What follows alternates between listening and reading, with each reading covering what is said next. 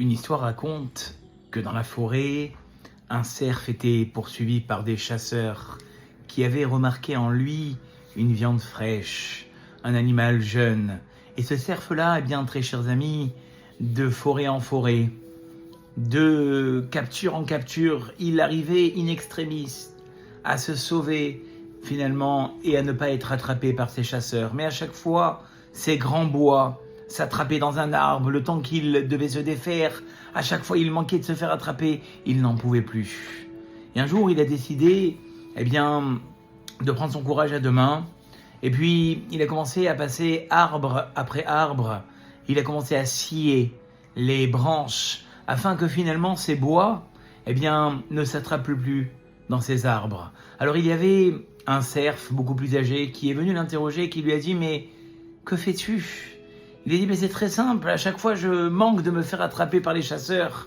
J'ai décidé d'enlever tous ces arbres qui me dérangent dans mes poursuites. » Alors le cerf âgé a rigolé et il lui a dit « Mais tu ne réfléchis pas bien, parce que le temps que ça te prendra d'enlever toutes les branches qui se trouvent dans la forêt, on aura eu le temps de t'attraper 100 fois. Ce qui est plus simple, c'est que tes bois, tes cornes, tu les découpes.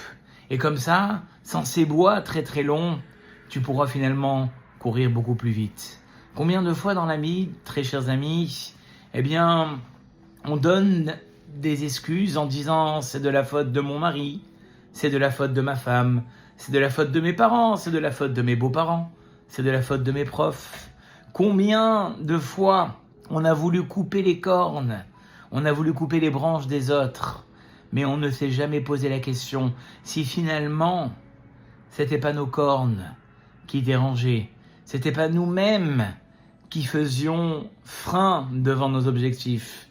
Vous savez, une des raisons pour laquelle sur l'autel il y avait des cornes. Les Chachamim nous disent, ces fameuses constructions qui sortaient aux quatre coins, c'est pour battre les cornes du Yetzer Hara.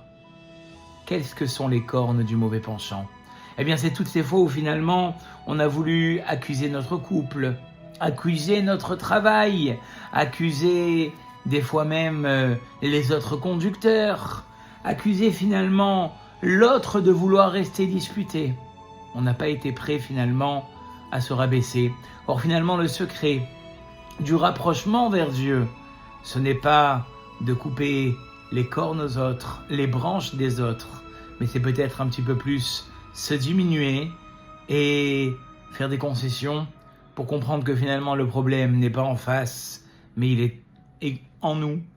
Et grâce à cette réflexion, peut-être que nous arrivions, Bezrat Hashem, à avoir plus de réussite et moins de remise de fautes sur les autres. Je vous dis à très très bientôt pour un nouveau Selfie Torah.